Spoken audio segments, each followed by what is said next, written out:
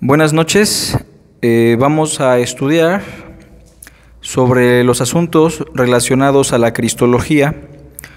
Ustedes ya saben, hermanos, que hemos dicho que dentro de las doctrinas fundamentales que el autor a los Hebreos menciona en el capítulo 6, en primer lugar y encabezando esa lista de doctrinas está el asunto de la cristología. Y como ya dijimos en sesiones anteriores, el dominar la cristología es fundamental para todo cristiano. ¿Por qué?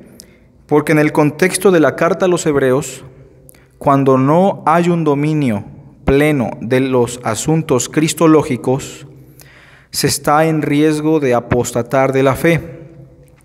Y si ustedes examinan con detalle el capítulo 6 de la carta a los Hebreos, pues van a notar que precisamente hubo personas que fueron iluminadas, gustaron de la buena palabra de Dios, de los poderes del siglo venidero, fueron hechos partícipes de la obra del Espíritu Santo y aún así recayeron.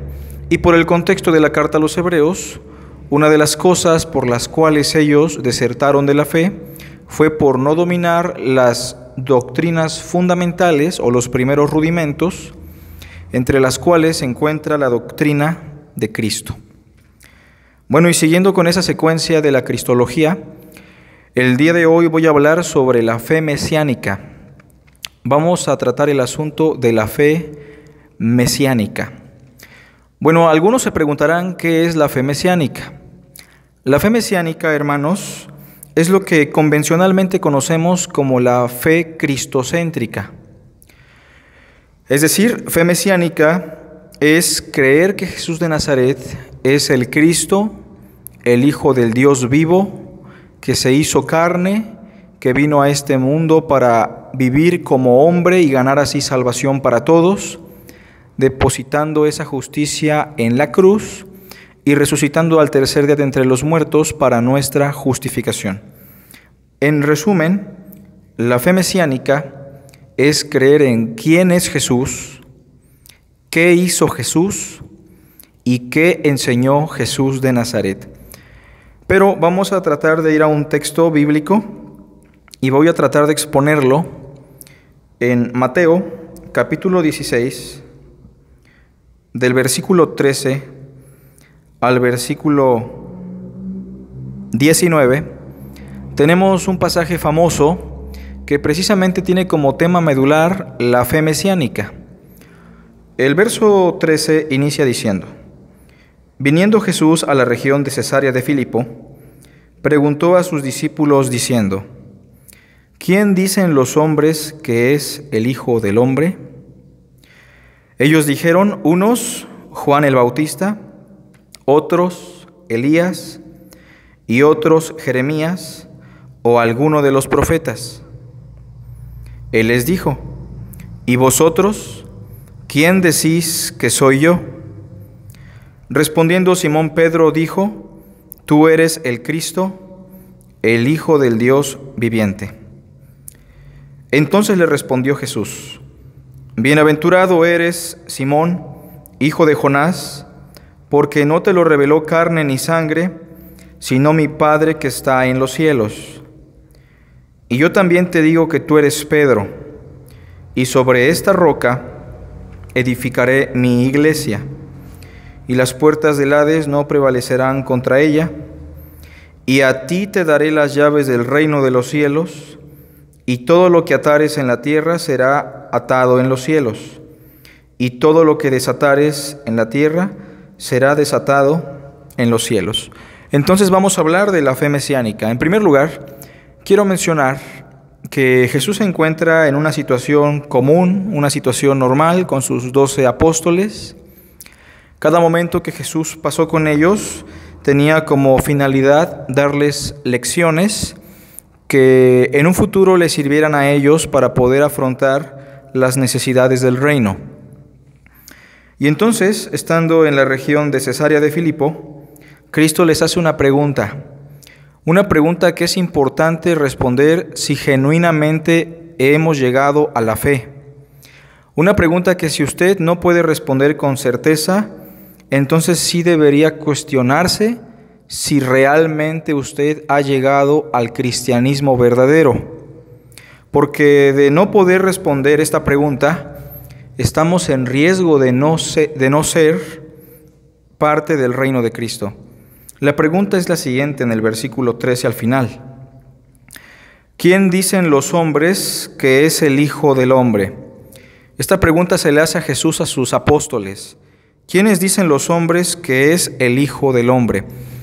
El título Hijo del Hombre es un título que Jesús toma del capítulo 7 de Daniel, en donde Daniel tiene una visión de 5 reinos.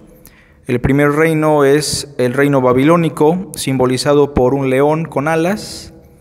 De alguna manera, este símbolo de león con alas está reflejando la fuerza y la velocidad del imperio de Babilonia. Posteriormente, el segundo reino está simbolizado por un oso que se tambalea de un lado más que del otro, un oso que tiene desequilibrio y 3 costillas en su hocico. Este símbolo del oso está reflejando la ferocidad del imperio medo-persa, que precisamente era una alianza entre los medos y los persas, y por eso ahí está el desbalance o el desequilibrio. Y el hecho de que tenga 3 costillas en su hocico reflejaba los 3 puntos cardinales que los medo-persas llegaron a conquistar. El cuarto reino está simbolizado por un leopardo con 4 cabezas y con 4 alas. Evidentemente, el símbolo del leopardo es el símbolo de la rapidez. Aunado a 4 alas, está reflejando una rapidez que va por encima de la rapidez del león. Y es un símbolo del imperio griego o el imperio greco-macedónico, comandado por Alejandro el Magno y posteriormente por 4 de sus generales, los cuales a su vez van a dividir el reino en 4 partes, ¿no? El cuarto reino está simbolizado por una bestia terrible, espantosa, que nosotros sabemos por el contexto de Daniel y por la cronología de la historia bíblica, que es el símbolo del imperio romano. Un imperio que reúne todas las virtudes que los otros mostraban.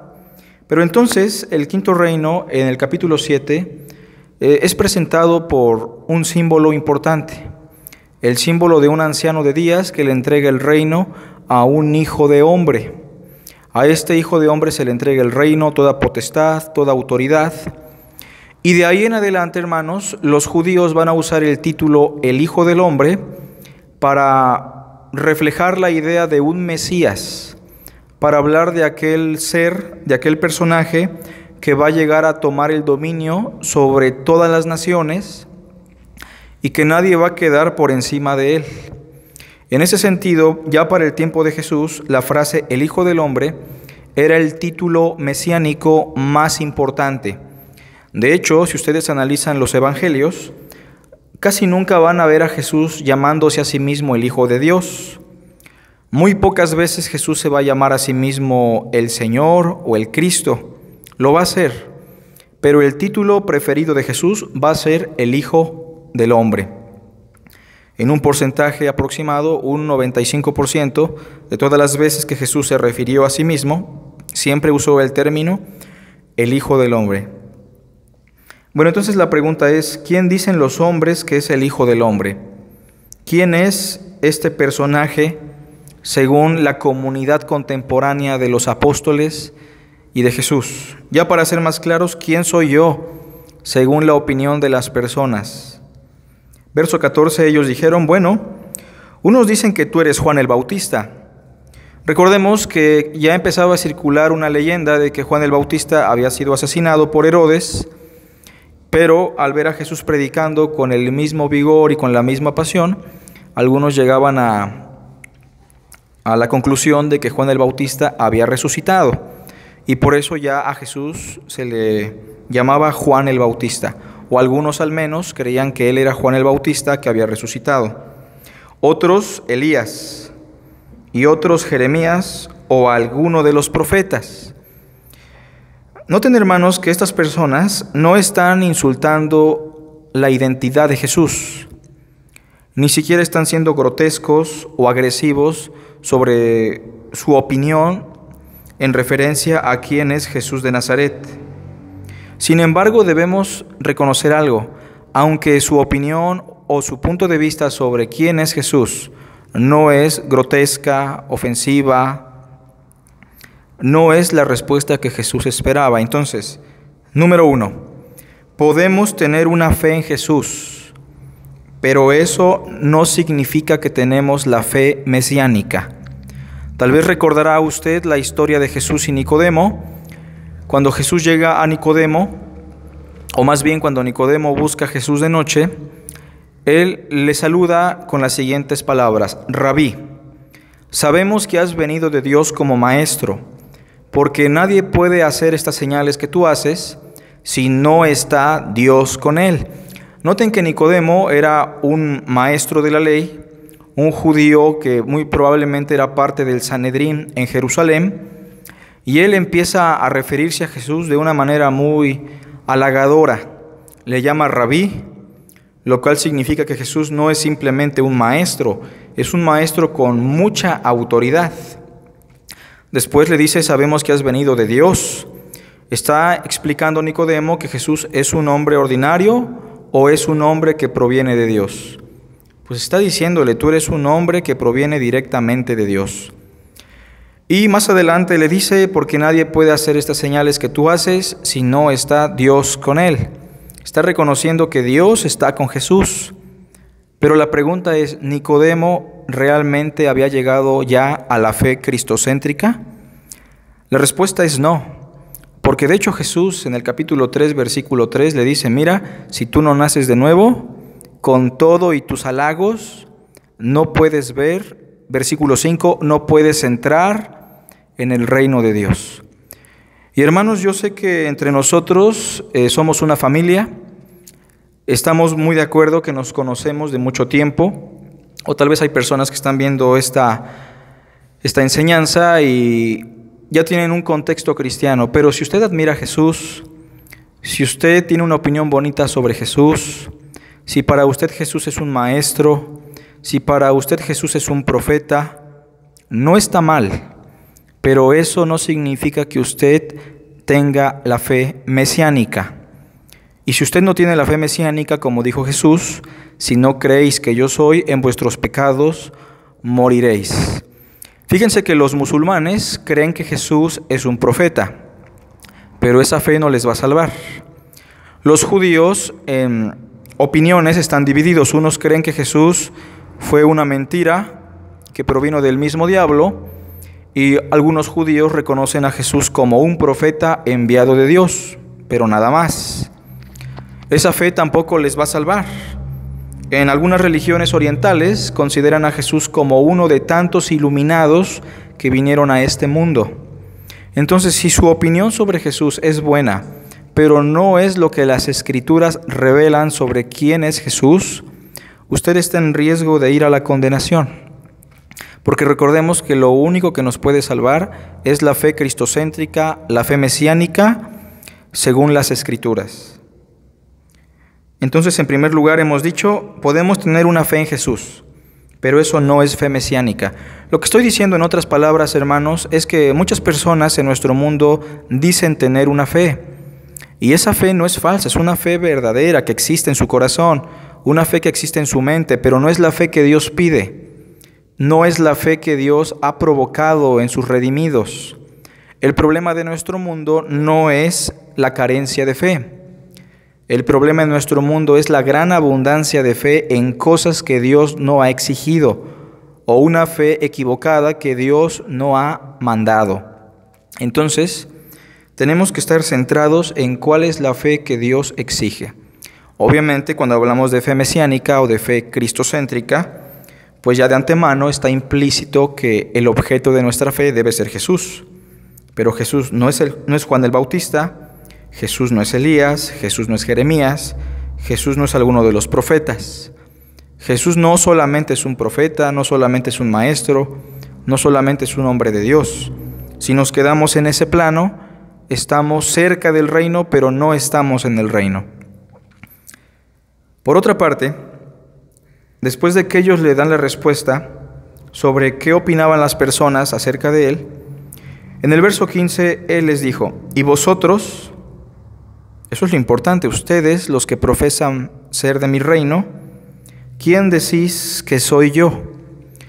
Y aquí tenemos que confrontar ya a la congregación, ya tenemos que confrontar a aquellas personas que dicen ser de Cristo. ¿Quién es Jesús para usted? La respuesta de Simón Pedro evidentemente es la respuesta de todos. Es una respuesta unánime que está comandada por Pedro. Respondiendo Simón Pedro dijo: tú eres el Cristo, el Hijo del Dios viviente. Tú eres el Cristo, el Hijo del Dios viviente. Número 2. El contenido de la fe mesiánica. El Cristo, el Hijo del Dios vivo. La fe mesiánica tiene como contenido creer que Jesús es, en primer lugar, el Cristo, y en segundo lugar, creer que Jesús es el Hijo de Dios.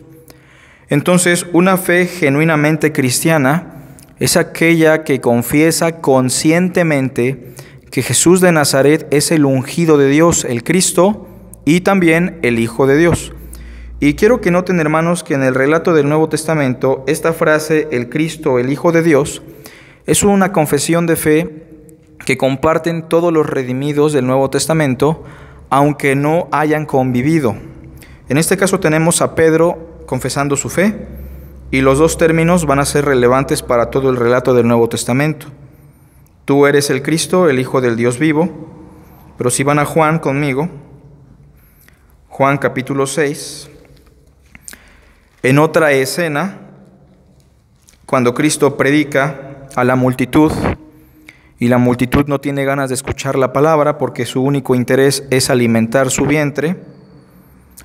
En el verso 66 del capítulo 6 de Juan, dice que desde entonces muchos de sus discípulos volvieron atrás y ya no andaban con él. Vean, ellos profesaban tal vez una fe, pero al desertar de la predicación de Cristo, estaban manifestando que esa fe no existía y no era genuina. Dijo entonces Jesús, verso 67, a los 12, ¿queréis acaso iros también vosotros? Le respondió Simón Pedro, Señor, ¿a quién iremos? Tú tienes palabras de vida eterna, y nosotros, otra vez, en nombre de todos, y nosotros hemos creído y conocemos una fe consciente que tú eres el Cristo, el Hijo del Dios viviente. Es una fe igual a la que se confiesa en el capítulo 16 de Mateo. Juan capítulo 11 también es importante. Recordemos la historia de Lázaro y sus hermanas. Cuando Lázaro muere, sus hermanas están tristes. Cristo confronta a una de ellas y le dice: yo soy la resurrección y la vida. 11:25 de Juan. El que cree en mí, aunque esté muerto, vivirá. Y todo aquel que vive y cree en mí, no morirá eternamente. ¿Crees esto? Le dijo: sí, Señor, yo he creído que tú eres el Cristo, el Hijo de Dios, que has venido al mundo. Tal vez las hermanas de Lázaro no tenían muchas cosas en común con Pedro, excepto una: la misma fe. Porque esta mujer, aunque no vivía en la misma ciudad, no nació en el mismo lugar, y no compartió los mismos momentos que Pedro con Cristo, esta mujer tiene la misma fe: tú eres el Cristo, el Hijo del Dios viviente. Y de hecho, el propósito del Evangelio de Juan es provocar una fe específica. No solamente provocar la fe en Jesús, sino provocar una fe en específico. Vean el capítulo 20 de Juan, por favor, versículo 30. Hizo además Jesús muchas otras señales en presencia de sus discípulos, las cuales no están escritas en este libro. Ustedes recordarán que el Evangelio de Juan es una secuencia de milagros, empezando con el milagro del vino. Después tenemos otra serie de milagros como la sanación del hijo de un noble. Tenemos por ahí también la resurrección de Lázaro, el ciego. En fin, hay una serie de milagros que tienen como finalidad, según este pasaje, convencer a los lectores para que lleguen a una fe. La fe que expresa que Jesús es el Cristo, el Hijo del Dios viviente. Y según Juan, si creemos de esa manera, tendremos la vida eterna. Y en el libro de los Hechos, no nos va a dar tiempo obviamente citar todos los ejemplos, capítulo 8 de Hechos, recordemos la historia del eunuco y Felipe, cuando este hombre le pregunta a Felipe, aquí hay agua, verso 36, ¿qué impide que yo sea bautizado? Felipe dijo, si crees de todo corazón, bien puedes. Y respondiendo dijo, creo que Jesús es el Cristo, el Hijo de Dios. Obviamente en la Reina Valera hay una contracción. Creo que Jesucristo es el Hijo de Dios. Pero si quitamos la contracción, el texto diría, creo que Jesús es el Cristo, el Hijo de Dios. Entonces, debemos reconocer que la confesión de fe de los redimidos del nuevo pacto es la misma en unanimidad. Jesús para ellos no solamente es un maestro, un profeta, un hombre que viene de Dios. Jesús es el Cristo, el Hijo de Dios. Bueno, y ahora voy a tener que explicar estos dos términos. ¿Por qué? Porque el que usted no entienda estos dos términos no significa que usted no sea salvo.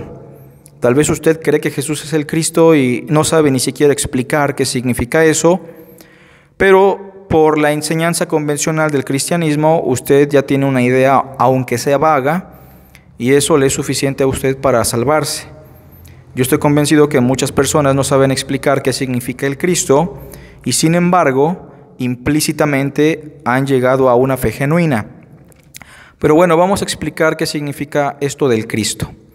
La palabra Cristo es un vocablo griego, Christos, que en su equivalente hebreo sería la palabra Mesías.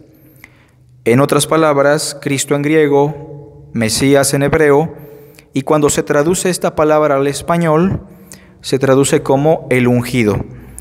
La idea de un ungido o de un Cristo empieza en el Antiguo Testamento. Evoca la imagen de un personaje que desempeñaba uno de tres oficios importantes en el pueblo israelita, ya fuera el oficio de un rey, ya fuera el oficio de un sacerdote o de un profeta, los cuales regularmente, antes de ejercer ese oficio que venía directamente de Dios, eran ungidos con aceite desde la coronilla de la cabeza y este se derramaba por todo el cuerpo. Un ejemplo de ello sería Aarón. Cuando recibe el sacerdocio, pues tiene que ser ungido con aceite, esto como un símbolo de que el Espíritu venía sobre ellos y les daba cobertura divina para desempeñar su oficio como sacerdotes. Lo mismo pasaba con los reyes, por eso David le llamaba a Saúl el ungido del Señor. Voy a dar un ejemplo con respecto a los profetas, porque los profetas, aunque no siempre eran mencionados como ungidos, en algunas ocasiones también se les llamaba los ungidos del Señor. El ejemplo tal vez más evidente sería el libro de Isaías. Si gustan acompañarme a Isaías, capítulo 61, verso 1. Debemos mencionar que esta es una profecía mesiánica. El Espíritu del Señor está sobre mí, porque me ungió el Señor. Noten que la unción daba como resultado que el Espíritu viniera sobre tal persona para que ejerciera su oficio. Sí lo notamos, ¿no? El Espíritu del Señor está sobre mí porque me ungió el Señor. Me ha enviado a predicar buenas nuevas a los abatidos, a vendar a los quebrantados de corazón, a publicar libertad a los cautivos y a los presos apertura de la cárcel. Notemos que este ungido no es un rey. Notemos que este ungido no es un sacerdote. Este ungido es un profeta porque tiene la obligación de proclamar, de predicar, de publicar. En ese sentido, el término ungido se empezó a usar en el Antiguo Testamento para aludir a uno de tres personajes que ejercían un oficio divino en el pueblo de Israel. En ese sentido, el rey, como ungido de Dios, tenía que gobernar a través de una teocracia. ¿Qué significa eso? Que la máxima autoridad era Dios a través del rey. Entonces había una serie de mandamientos en algunos escritos de Moisés que los reyes tenían que llevar a cabo para desempeñar su oficio de manera correcta. Obviamente que los reyes, por el relato bíblico, fallaron, y entre los mejores reyes que fueron tal vez Ezequías, Sedequías, Josías, incluso en ellos vamos a encontrar errores trágicos El rey David, incluso que era un rey conforme al corazón de Dios o de acuerdo a lo que Dios quería, sabemos que terminó traicionando, cometiendo homicidio, cometiendo fornicación, adulterio. Y bueno, entonces en el Antiguo Testamento se empieza a desarrollar una expectativa mesiánica. En otras palabras, Dios empieza a prometer la llegada de un rey del linaje de David que va a gobernar de manera perfecta. La teocracia de Dios en Israel y en los redimidos va a ser plena, no va a haber falla alguna. Y tenemos una serie de profecías como el Salmo capítulo 2, Salmo 110. Y entonces los judíos esperan la llegada de un rey ungido, un Cristo que va a fungir como rey. Lo mismo pasa con los sacerdotes. Los sacerdotes, siendo ungidos de Dios, tienen sus fallas, no son perfectos, no pueden interceder sin antes ser ellos mismos purificados con sacrificios. Entre los sacerdotes tenemos a Aarón, que falló como padre, tenemos al sumo sacerdote Elí, que también falló como padre y como sacerdote también. Y entonces Dios hace una promesa en el Salmo 110, juró el Señor y no se arrepentirá, tú eres sacerdote para siempre según el orden de Melquisedec.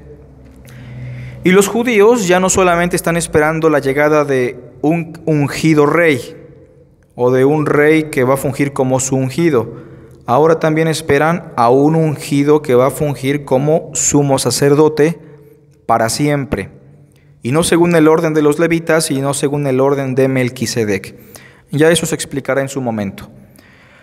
Pero Moisés, en Deuteronomio capítulo 18, verso 15 en adelante, recibe una revelación de Dios, la cual dice, profeta les levantaré de entre vosotros, a ese profeta lo deben de escuchar, y toda alma que no escuche a ese profeta será desarraigada del pueblo. Y entonces en Deuteronomio capítulo 18 se empieza a desarrollar también la expectativa de que se va a levantar un profeta a la semejanza de Moisés, de tal forma que su autoridad profética, si no es obedecida, pues van a ser desarraigados del pueblo. En el libro de los Hechos, esta frase desarraigados del pueblo se debe entender como que Dios les va a juzgar y les va a condenar si no escuchan la voz de este profeta. Entonces, es muy probable que los judíos en algún punto de su vida, de su desarrollo como pueblo, llegaron a creer que iban a llegar tres personajes, pero a medida que se acercaba el cumplimiento del tiempo, Dios les va mostrando que no. Más bien, Dios va a traer a un solo personaje, el Cristo, el ungido, el Mesías, que va a cumplir con los tres oficios. Y es lo que nosotros encontramos en el Nuevo Testamento. Nosotros sabemos que Jesús perdonaba pecados, no porque fuera divino. Ya explicamos en el estado de humillación que Jesús no echó mano de su divinidad. Todo lo que hizo, incluso perdonar pecados, lo hizo en calidad de hombre, pero aquí tenemos que enfatizar algo. Dios le dio esa potestad y Jesús estaba echando mano de su sacerdocio como el ungido de Dios. Entonces, en el Nuevo Testamento vamos a ver a Jesús presentado como el sumo sacerdote de Dios, que no solamente en vida pudo perdonar pecados, sino que ahora sentado a la diestra de Dios intercede por nosotros. Así que cuando decimos que Jesús es nuestro Cristo, en primer lugar estamos diciendo que Jesús es nuestro sumo sacerdote y que por él tenemos un perdón perpetuo y una salvación segura. Pero también el Nuevo Testamento nos presenta a Jesús como el rey que inauguró el reino mesiánico prometido a David y prometido a través de los profetas, un reino que jamás tendrá fin, un reino que llega con la encarnación del Verbo Divino, y entonces expresiones como el Hijo de David, el Rey de Israel, el Rey de los judíos, son expresiones que están reflejando que para muchos el reino ya había sido establecido por Cristo. Un reino que en cierto punto aún no había llegado a su plenitud y aún no ha llegado a su plenitud, pero que ya había sido establecido y estaba en desarrollo. Bueno, la función principal de Jesús es gobernar al pueblo redimido, a nosotros, a su pueblo, con la teocracia de Dios. Recordemos la oración de Jesús, venga tu reino. En esta oración de Jesús en Mateo capítulo 6, venga tu reino, Jesús no está diciendo, Señor, trae tu reino porque no ha llegado. Esa no es la idea de Jesús. Cuando Jesús dice, venga tu reino, estamos ante un paralelismo sinónimo, en donde más abajo se explica lo que Jesús quiso decir con venga tu reino. Jesús dice, venga tu reino, e inmediatamente dice, hágase tu voluntad aquí en la tierra, como se hace en los cielos. Eso significa venga tu reino.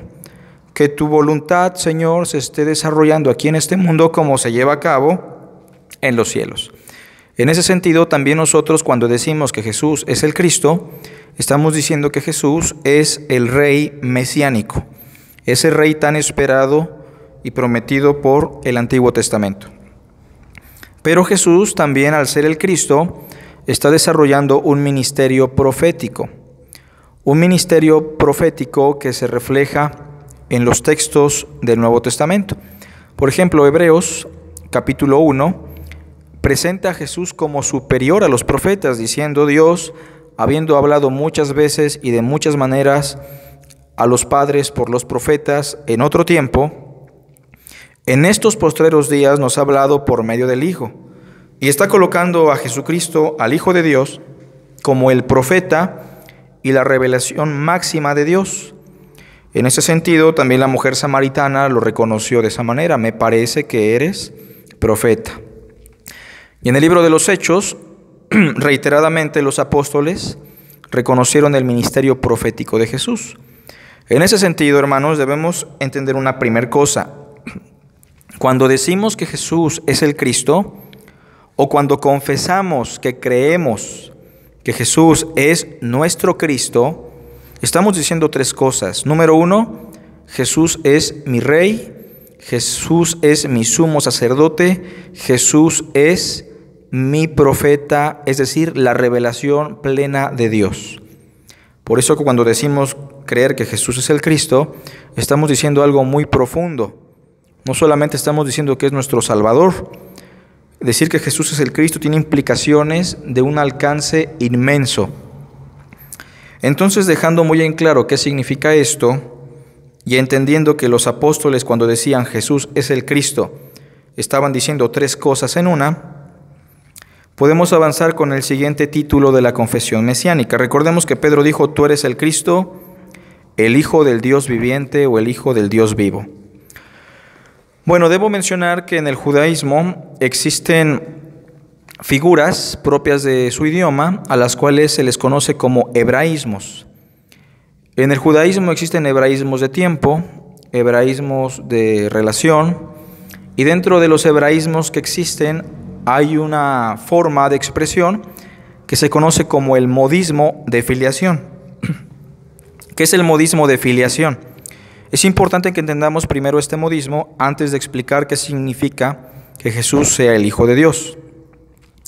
Bueno, el modismo de filiación es cuando a alguien se le llama hijo de alguien o de algo, no en el sentido ordinario de ser un descendiente, sino más bien para reflejar una cualidad, una semejanza, una virtud. Por ejemplo, a Juan y a Jacobo Jesús les llamó los hijos del trueno. Evidentemente esto no significa que su mamá o su papá se llamaba Trueno. Lo que está queriendo expresar Cristo con esta expresión, con este modismo de filiación, es que Juan y Jacobo tenían un carácter agresivo, impetuoso. También tenemos la expresión sobre Judas, el hijo de perdición. La misma idea. Hijo de perdición no significa que su mamá se llamara Doña Perdición. Más bien que de entre los 12, este fue el único que se perdió. Hijos de ira, hijos de desobediencia, hijo de consolación. Así vamos a encontrar una serie de modismos de filiación en donde hijo no significa precisamente que sea un descendiente de, sino más bien que se está reflejando una virtud o una cualidad. Y bueno, cuando hablamos de Jesús como el Hijo de Dios, hay muchas ideas equivocadas que por no entender el modismo se han llegado a desarrollar. Por ejemplo, algunas personas creen que hijo de Dios significa que Dios tuvo una esposa y entonces nace Cristo en la eternidad y de esa manera Jesús llega a ser el Hijo de Dios. Eso obviamente raya en lo herético y en lo blasfemo.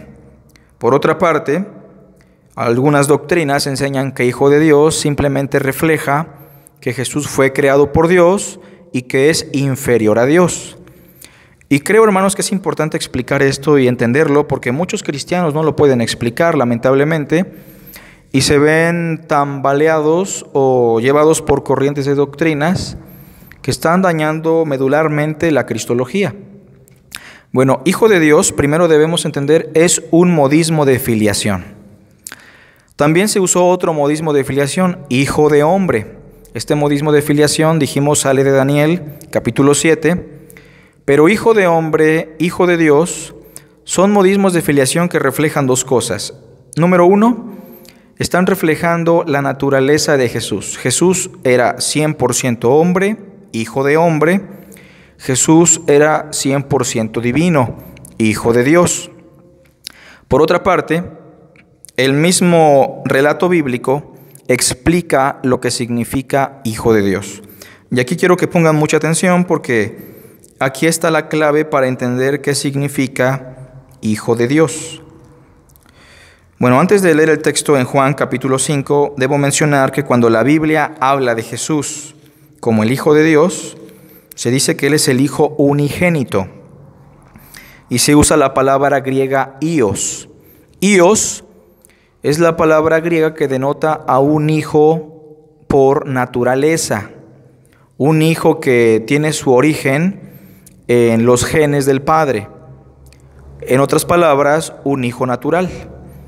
Y cuando la Biblia nos llama a nosotros hijos, por ejemplo en Juan 1:12 nos dio potestad de ser hechos hijos, o Pablo dice que somos hijos de Dios, se usa la palabra teknon. Y teknon es un vocablo griego que a diferencia de ios se puede traducir como hijo por adopción. Teknon entonces es un hijo legal, un hijo que se ha adoptado.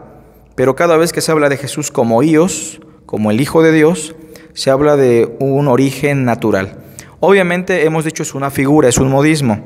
Pero ¿qué significa Hijo de Dios en la concepción, al menos de Juan el apóstol? Vean Juan capítulo 5, versículo 17. Y Jesús le respondió: mi Padre hasta ahora trabaja y yo trabajo. Aquí el modismo de filiación está reflejado por la expresión mi Padre. También el modismo de filiación se va a usar muchas veces como padre o madre. Por ejemplo, vosotros sois de vuestro padre, el diablo. No significa que el diablo los engendró. Significa que ellos tienen una relación o una semejanza con Satanás. Y aquí Cristo usa el modismo de filiación. Mi Padre hasta ahora trabaja y yo trabajo. Bueno, en primer lugar, Cristo dice mi Padre. Eso significa que por implicación Él es el Hijo. La segunda cosa que debo destacar en el verso 17 es que Jesús dijo: ahora trabaja y yo trabajo. Es decir, entre el Padre y el Hijo hay una igualdad, no una semejanza, una igualdad. Por esto los judíos aún más procuraban matarle. Ellos entendieron el modismo de filiación, porque no solamente quebrantaba el día de reposo, sino que también decía que Dios era su propio Padre. ¿Qué significa eso, hermanos? ¿Que Dios lo creó? ¿Que Dios lo engendró con una esposa divina? ¿Que Jesús era inferior? No. El texto dice, haciéndose igual a Dios. Y más adelante Jesús empieza a usar el término hijo y lo relaciona con igualdad. Verso 19. Respondiendo Jesús les dijo: de cierto os digo, no puede el Hijo hacer nada por sí mismo, sino lo que ve hacer al Padre. Porque todo lo que el Padre hace, también lo hace el Hijo igualmente. Otra vez, igualdad. Ya por esto nada más podríamos concluir que Hijo de Dios es un modismo de filiación que se puede traducir como igual a Dios. Pero vamos a confirmarlo con otro texto en Juan capítulo 10, versículo 30. Jesús hace una declaración escandalizante en el verso 30 porque dijo: yo y el Padre uno somos. Bueno, ¿qué significa esto de que yo y el Padre uno somos? Ya Juan 1:1 ya estaba explicando un poquito este asunto, pero ¿significará que Jesús y el Padre son uno en equipo? Como cuando vamos a echar la cáscara y decimos todos para uno y uno para todos. Pues definitivamente no. En el mismo contexto, Jesús va a explicar qué significa yo y el Padre uno somos. Solo recordemos algo. ¿Qué dijo Jesús? Yo y el Padre uno somos. 31. Entonces los judíos volvieron a tomar piedras para apedrearle. Jesús le respondió: muchas buenas obras os he mostrado de mi Padre. ¿Por cuál de ellas me apedreáis? Le respondieron los judíos diciendo: por buena obra no te apedreamos, sino por blasfemia. Ellos entendieron la expresión yo y el Padre uno somos como una blasfemia. Recuerden, ¿qué dijo Jesús? Yo y el Padre uno somos. Porque tú, siendo hombre, te haces Dios. Jesús le respondió: ¿no está escrito en vuestra ley, yo dije dioses sois? Vuelvo a preguntar, ¿qué dijo Jesús? Yo y el Padre uno somos. No se olviden de lo que Jesús dijo. 35. Se llamó dioses a aquellos a quienes vino la palabra de Dios, y la Escritura no puede ser quebrantada. Al que el Padre santificó y envió al mundo, vosotros decís: tú blasfemas, porque dije, Hijo de Dios soy. A ver, hermanos, una pregunta. ¿Jesús dijo, Hijo de Dios soy? No dijo eso. Él dijo, yo y el Padre uno somos. Pero, ¿a qué conclusión debemos llegar? Que yo y el Padre uno somos es una frase sinónima o igualitaria a decir yo soy el Hijo de Dios. Entonces, el modismo de filiación se explica por el mismo relato del Nuevo Testamento. Hijo de Dios significa que Jesús es el único igual a Dios.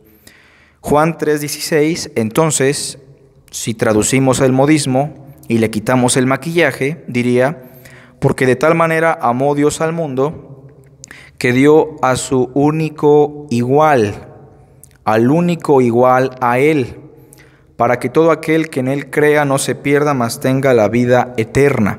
Por eso es importante creer que Jesús es Dios, porque en la frase Hijo de Dios va implícita la idea, va implícita la confesión de que Cristo es divino. Estamos entonces en Mateo capítulo 16. Yo sé que estoy tardando, pero es importante que ustedes tengan muy en claro esto, que, bueno, es de las doctrinas principales que damos en el discipulado a las personas nuevas, pero creo que es importante que lo repasemos, ¿no? Mateo 16, entonces Pedro respondió: tú eres el Cristo, el Hijo del Dios viviente. Ese es el contenido de la fe mesiánica. Todo lo demás son derivados. Verso 17. Entonces le respondió Jesús: bienaventurado eres Simón, hijo de Jonás, porque no te lo reveló carne ni sangre, sino mi Padre que está en los cielos. Número 3. La fe mesiánica tiene su origen en Dios. La fe mesiánica tiene su origen en Dios. ¿Qué es lo que quiero decir con esto, hermanos? Bueno, que la fe en Cristo, la fe cristocéntrica, no es algo que nosotros podamos producir de manera aislada. No es algo que nosotros hagamos desde nuestra propia iniciativa. La Biblia en este pasaje nos dice que Pedro no obtuvo esa fe por sus propias fuerzas, sino que Dios el Padre se la había revelado. De hecho, Jesús usa una expresión: no te lo reveló carne ni sangre. Carne y sangre es una figura de dicción que se conoce como metonimia. La metonimia es una figura emblemática en donde se sustituye la idea literal y se coloca una frase que representa la idea. Por ejemplo, cuando hablamos de los judíos, muchas veces Pablo no dice los judíos, dice los de la circuncisión. Ahí está una metonimia. O muchas veces cuando decimos la ley y los profetas, Lo que queremos decir es las escrituras del Antiguo Testamento. Por carne y sangre, nosotros debemos entender el ser humano, el hombre. En este sentido, lo que está diciendo Jesucristo es que el hombre no le reveló esta fe a Pedro. Y tiene armonía con varios pasajes de la Biblia, ¿no? Como que la salvación es un don de Dios, incluyendo la fe. Pero sabemos, hermanos, que obtenemos la fe como un don de Dios, pero eso no significa que no haya una responsabilidad. La Biblia nos dice que la fe viene por el oír y el oír de la palabra de Cristo. Y también tenemos la idea de decirle al Señor, ayuda a mi incredulidad. Seguimos adelante en el verso 18. Verso 18 dice, y yo también te digo que tú eres Pedro, y sobre esta roca edificaré mi iglesia, y las puertas del Hades no prevalecerán contra ella.